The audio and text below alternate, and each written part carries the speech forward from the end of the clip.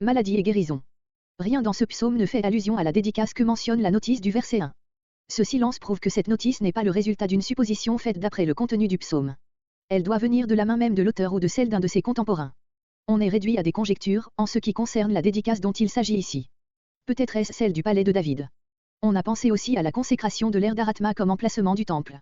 L'événement, quel qu'il soit, auquel fait allusion la notice du titre doit avoir coïncidé avec la guérison d'une grave maladie dans laquelle David reconnut un châtiment de l'Éternel pour un mouvement d'orgueil. La première strophe donne la note du cantique, versets 2 à 4. Les trois suivantes forment le corps du psaume, versets 5 à 11, puis vient une parole finale de louange, versets 12 à 13. Verset 1. Verset 1 à 4 titres et introduction. Cantique, hébreu, shir, chant. Verset 2. Je t'exalte, tu m'as relevé, tu as fait remonter mon âme. Il y a rapport voulu entre ces diverses expressions.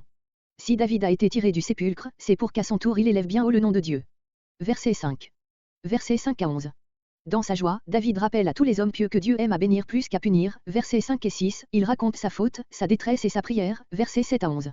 Versets 5 et 6, la colère et la faveur divine. Psalmodier, louez Dieu avec la lyre ou la harpe. Verset 6. Un moment, une vie. Saint Paul dit pareillement, notre légère affliction, qui ne fait que passer, produit en nous le poids éternel d'une gloire infiniment excellente. 2 Corinthiens 4.17. Comparez Psaume 103.9, Psaume 103.17, Ésaïe 54.7. Le mot « moment », en français comme en hébreu, désigne un mouvement rapide, un clin d'œil. Je confesse bien, dit Calvin, que notre condition est enveloppée de tant de misère en ce monde, qu'il ne se passe quasi jour exempt d'ennui et de fâcherie, mais néanmoins, quoique Dieu épouvante et humilie ses fidèles par beaucoup de signes de son ire, tant y a qu'il les arrose toujours de quelques gouttes de la douceur de sa grâce. Par quoi il sera trouvé vrai que son ire passe comme en un moment, au contraire que son bon plaisir s'étend jusqu'à la fin de la vie.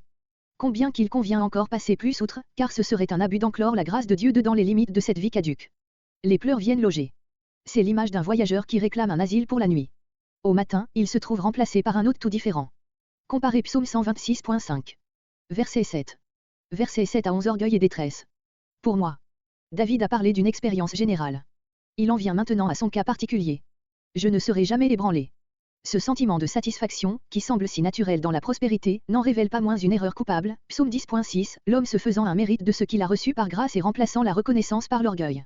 La conséquence inévitable d'un tel sentiment, c'est que Dieu, auquel seul est due cette prospérité, verset, émoticône n'en croyant pas ses yeux, abandonne l'ingrat à son néant. Comparez Daniel 4.30-31, Proverbe 16.18. Verset 8.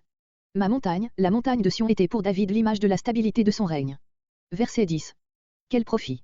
Voir Psaume 6.6, note. Verset 12. Verset entre 12 et 13.